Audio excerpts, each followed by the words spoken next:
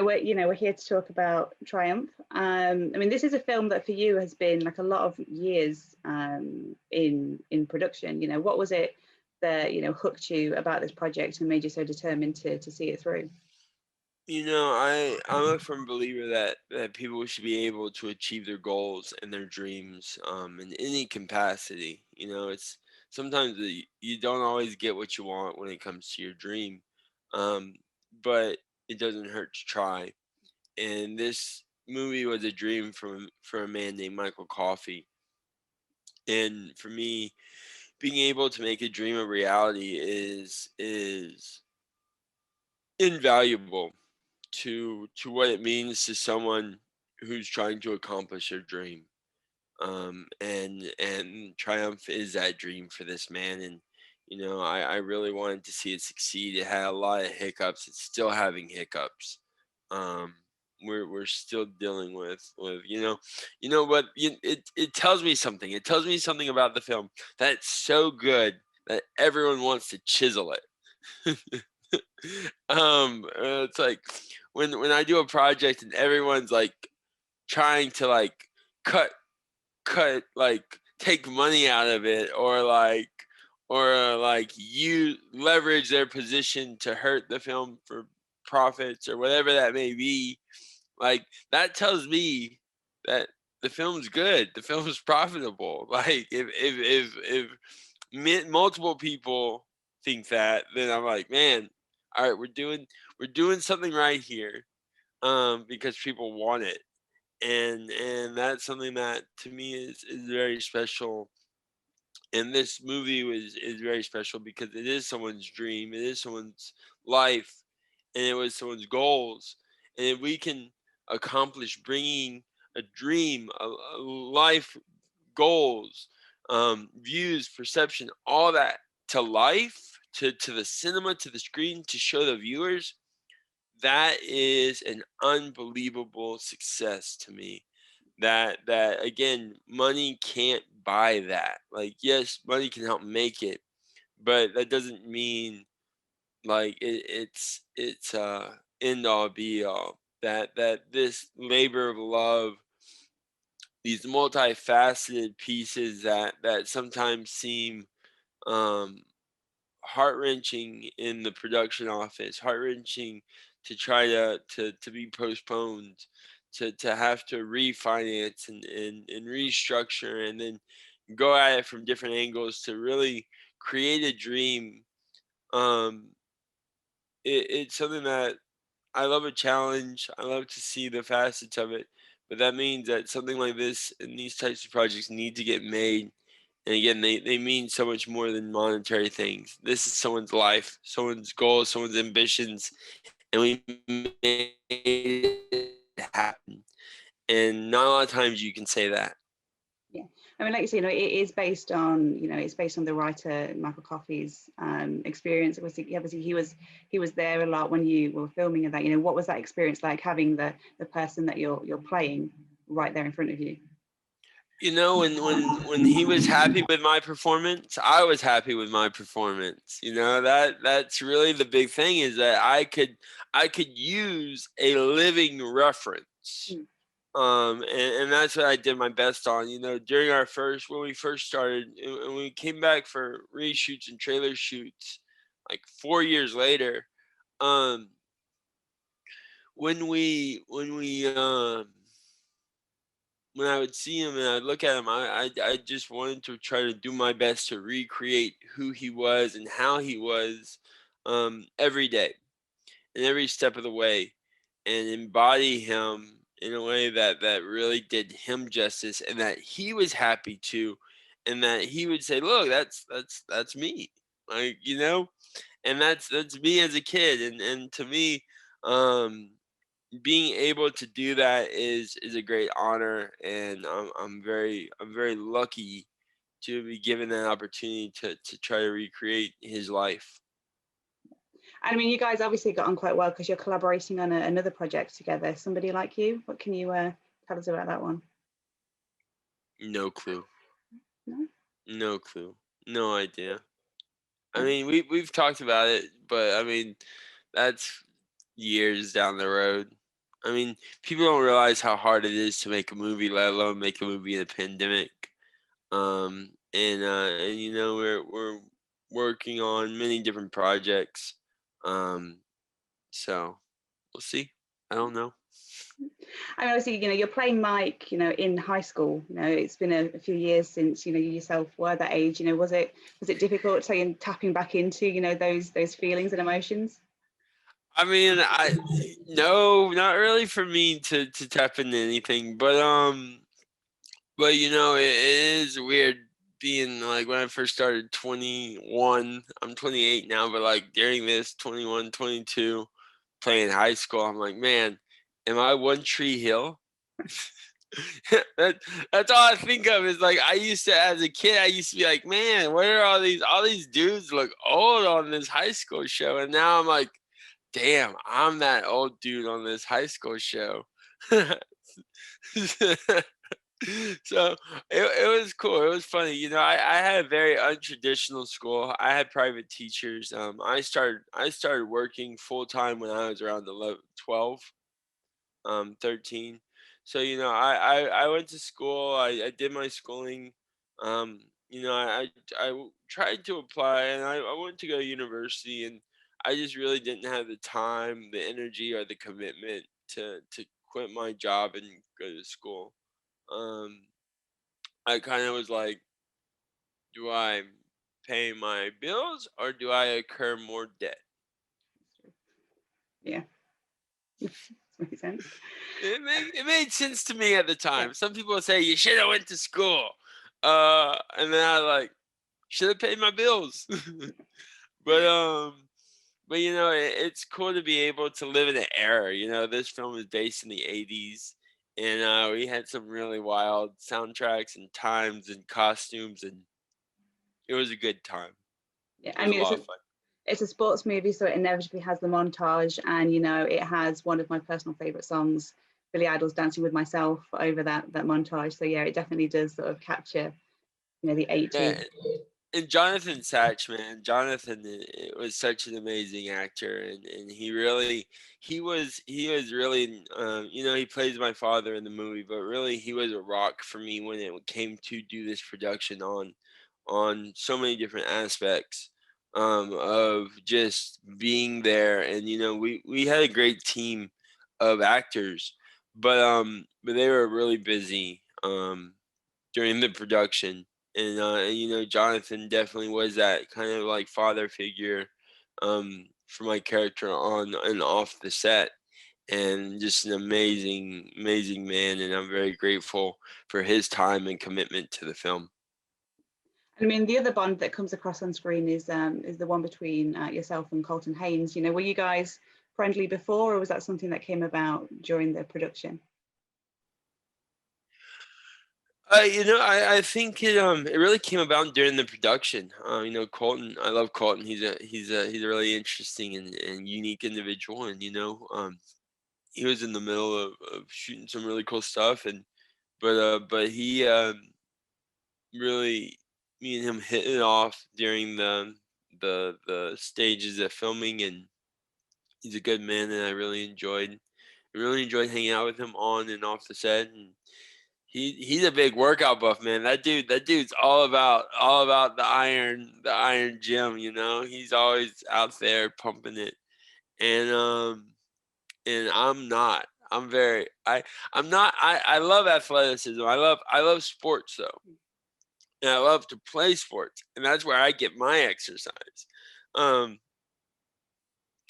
but I don't spend a lot of time in the gym, so me and him met in the middle, and got me in the gym quite a few times. Yeah. That guess leads me on to my next question, which is, it's a film about wrestling. There is obviously, wrestling sequences in the film. How much training and preparation did you have to do for that? Quite a bit in the beginning. You know, we spent time with a wrestling coach and a trainer to make sure that we did it right. And you know, this is a very physical and strenuous film, so we had to make sure our choreography and our wrestling moves were perfected in a way that wouldn't hurt each other. And you know, I spent a lot of time with Colton and me on the mat, and we would wrestle, and work out our scenes and push each other. And it's very physical. People don't realize. People think of wrestling and they think of WWE. They think of like the woos and the Ric Flairs and the ropes, but they don't realize like Greco style wrestling is sheer will on each other. Greco style is literally your will on another person and their will on you, and that strength, because it's not just physical strength, it's technique, it's mental, it's maneuvering in ways where that give and take, and sometimes it's an unstoppable force meets an unmovable object mentality, and you have to be able to do it properly. But we had great coaches and trainers. Spent a lot of time just really getting in shape and making sure that our techniques were in form, and it was a lot of fun. And I've been wanting for years a project to just pluck me out of my life and put me into a position of where it's like diet and exercise, and every day it's you wake up at 6 and you do this, and then you do all your choreography and you get ready for like that next project. I've seen that in movies. I've seen that in other things. Hasn't happened yet, but this was my very close moment to it. Yeah, I mean, they are obviously different styles, as you said, but is now that you have got some training in your pocket, do you think you'll fancy following in, David Arquette or Stephen Amell's footsteps? Have a stint with the WWE guys? I mean, hey, you never know. You never know. I'll take any of those guys to the mat. I have some good friends who are in the WWE or back Monday Night Raw days, and they're older, but those dudes are giants. I feel when I hang out with some of my wrestling buddies, I feel very small, and I'm like 6 foot. I'm like 6 foot 280, or not 280, like 180, 180, 190, and like, man, these dudes, I'm looking up and I'm like, man, I would not want to try to flip you or like throw you. I feel like I just get demolished. I mean, the film has obviously a very powerful message about, trying to overcome, you can sort of overcome most obstacles, with the right mindset and, the right, drive to succeed. You're hoping that that's going to sort of inspire some of the audience at home to, that, maybe what they thought they couldn't do, maybe they can do. 100%.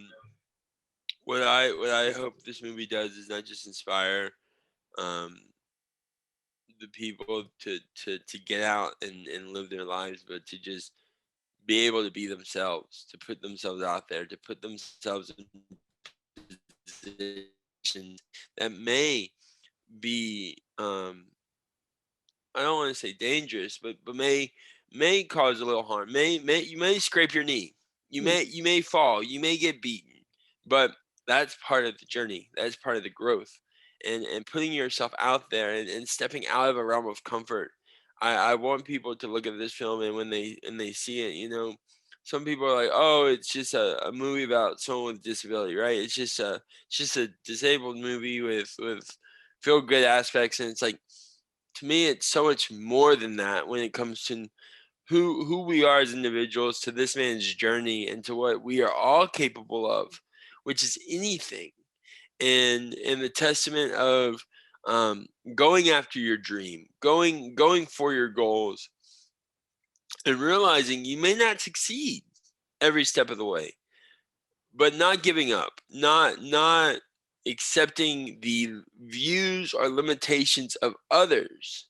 Learn your own limitation, learn your own view, and then go past that and understand those views more, and learn new ideas and new concepts and new beliefs, because that's what we do as humans. Part of our species is to evolve, to grow, to learn, to always push ourselves. And for such a long time in our humanity, we have been stagnant, and we are like, oh, this square box here, and this was also now one step of evolution that you can even see now, Yeah. is that here we are together. And 2 years ago we would have said no, you call me or we'll do this in person. Yeah. Now it's like it's only Zoom. I can't get people to like actually like have a conversation past Zoom. They're like, no, we're good. This is great. We love it. We love this. It's like, okay, cool. But that's part of that new technology and new understanding. And that's what I think we need more of. And like Mike,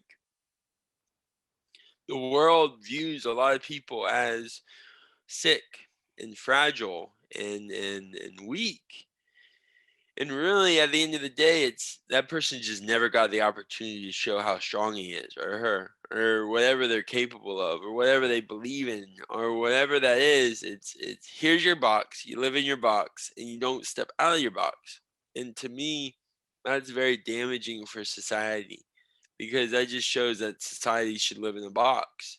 Instead, what we need to show people is how to be strong, how to be healthy, how to change perspectives on our views of limitation. You know, one of the big things that I love to talk about is, you know, disability is viewed as a liability. And if you hear those words together, they go well together. They have this connection in the brain. And to me, I believe subconsciously we have those words together.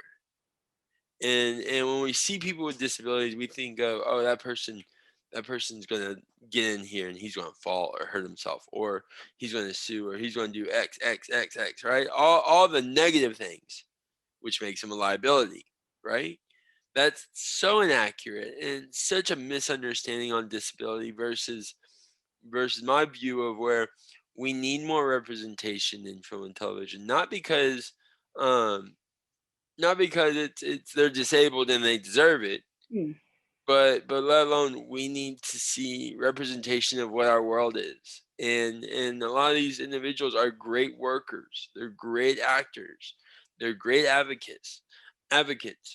And we need to give that proper due and allow that to actually grow because it's only going to help our businesses. Mm. And until we stop showing people how to live in a box and start showing them how to open their box and make friends and meet new people and to find new jobs and new experiences and new challenges, if we that's what we need. That's what we need to grow as a species. That's what we need to grow with each other. But until that happens, we're always going to have the same conversation. Mm. I mean, the film does sort of go in a way as well to offer some education, you know, not just about you know, people with disabilities, but just in general of, you know, a father, you know, letting his child do what he wants to do. You know, it's, you know, sometimes any child will, you know, come up with something that they want to do that the parent might think is too dangerous or whatever. But, you know, it does go a long way to say that, you know, as long as, you know, you believe in them, that goes a long way to helping them then go on and achieve what they want. Oh, you're a mom. You have a little one now, and you see her, and you're like, yo, I don't want her to get hurt. Yeah. I want her to have everything that I could give her, but I don't want her to get hurt. And I'm very lucky that I grew up with my sister, and I raised my sister for a lot of her life and took care of my mom. And you know, I don't want to see her get hurt, but I know that if I try to prevent her from getting hurt, it's only going to have her hurt even more later on in life.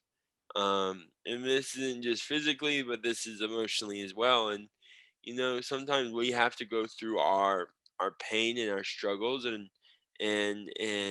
be that person that scuffs his knee and goes ow and cry, but then have your mom or your friend be like, yo, come on, get up, Mm. pull pull up by my arm and spray some peroxide on it and call it a day and get back at it tomorrow. Go do it again. you're okay. It's just the epidermal layer. It's not internally. And the more you do that, the stronger I feel that people will become. Like, do it within reason. I mean, like, if their legs falling off or they're doing some hospital now, but like if it's minute and it's something that you're like, okay, riding a bike is a great example. And I was looking at this the other day. It's like there's a lot of kids in this world. They're probably gonna grow up not knowing how to ride bikes, and there always was. But but I think I was very lucky that I lived in the country and they gave me a bike at a very young age. And I fell a lot. Like, I seriously hurt myself a lot. But a lot of times people would see me with my crutches and my cast and be like, he can't ride a bike. Mm. He needs these types of things. He doesn't need a bike. He doesn't need to do anything like that. Just keep him inside.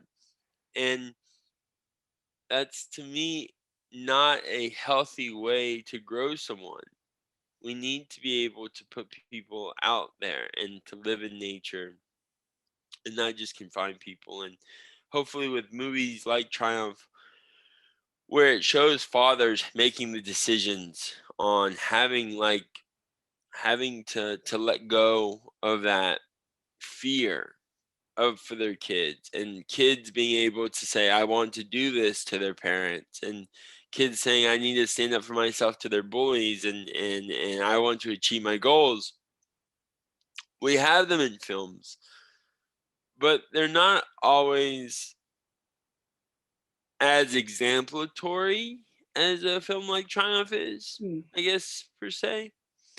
And I think it could be a great example for a lot of young parents and a lot of young kids, and that's really what we hope to create. Yeah.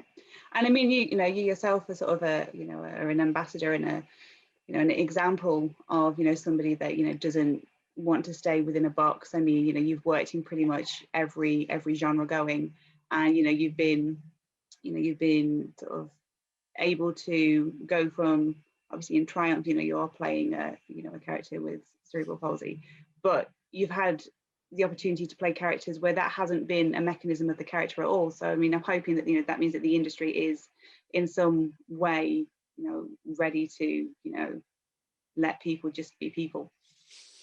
I don't think the industry will ever be ready to do anything. um, but I do believe the mentality of viewership and project development has changed, and for better or worse. I think our consumerism has changed, and I think we're going to see a lot more relevant, true, true hardship shows that bring to the people in the future. I see positive growth. I see nothing but positive growth, and some people, they're still fighting, right? They're still waving the flags of war, and that's something that we have to do. Um, but at the same time, I see the tides of change, and I've seen where we haven't had access to now we do have access, and this is all part of technology and media and awareness. And I definitely have seen 1,000% change on just mentalities on viewership and mentalities on productions and what we want to watch. It's different. Yeah. And it's only going back to the Oak Room, that wasn't you weren't hired because of any physicality. Disability, yeah, no. It was just gave you the opportunity to just And I'm very proud of the Oak Room, and I'm very happy to see it's still growing. Uh, and it's its own journey of healing. You're talking about a young man who lost their father and has this alternative father figure, and these stories that all intertwine. And I try to pick films that have messages in them of that I feel that are relevant to our society. And very happy that the Oak Room is doing very well, and I'm very happy that Triumph is still going and we're able to get it out there. And every film has its issues, but I'm very just happy that we made it.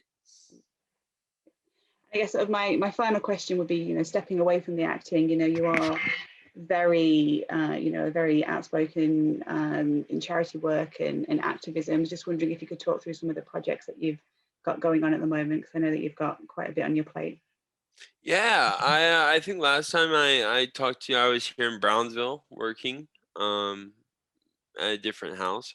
But I have some great stuff happening. When Triumph came out, I linked up with a bunch of different organizations and hosted an event here for all the kids to see with the Moody Foundation and some other border organization groups, because I live on the border. I literally, like, not right now, but my apartment that I normally am in is like a block away from Mexico. And I love it. I love my environment. I love my neighbors and my people that are here. And um one of the things that I'm focusing on right now is a community development project. Down here, space is a big thing right now for us here. We have Elon Musk down the street, launching rockets, and bringing them back down, and sometimes in pieces. Uh, but um, but one of the projects I'm working on is kind of like a community outreach development program where we're going to have access to food trucks and parks and open spaces. And one of the things that we're developing is a space and science center here. We're in communications with the Children Museum, which my grandparents helped build here, and a local group called Star Society here, as well as we've been in talks with NASA and SpaceX and many different organizations that focus on space. And really, my focal point with that is how do we train and teach this new generation that pretty soon space is going to be no more than our ocean. We're going to be able to sell through space and our planet. And right now, the theory is it's like what, 2 hours, 3 hours from Las Cruces, New Mexico, where Galactic International is, to London. It's like 45 minutes up into the atmosphere, 15, 20 minutes over, or really like 10 minutes over, and then another 45 minutes down. And guess what? I'm in London instead of a 7-hour, 20-hour layover trip, right? We're going to be able to go right up and go down, and we're going to be able to connect our world. And to me, right now, where I'm at is a very pivotal piece of my nation, and not just the United States, but Mexico as well. And hopefully through what we do here, we can create more global unity and conversations with trade and growth and advocacy and understanding for the future. That's a lot. I know that's like a lot to say. But it's actually a lot easier to have all these things than people realize. Our technology is so much more advanced than we care to even understand, more than I even understand. And what we can do as humans is only, we really have only scratched the surface of our own understanding. So Well, it's very busy, very busy. very busy, very busy. I've been working on this project for about 5 years now. And it's evolved in different ways, and I'm happy to see where it's finally flourished too.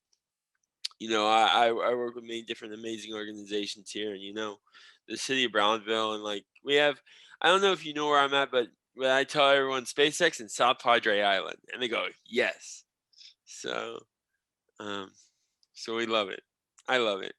My family loves it. My sister, it was hard for them to adjust when we first moved here, but they love it now. I couldn't see myself being anywhere else at the moment. Well, I will thank you for your time, and I wish you the best of luck with the UK release of Triumph. Thank you. I look forward to what you do next.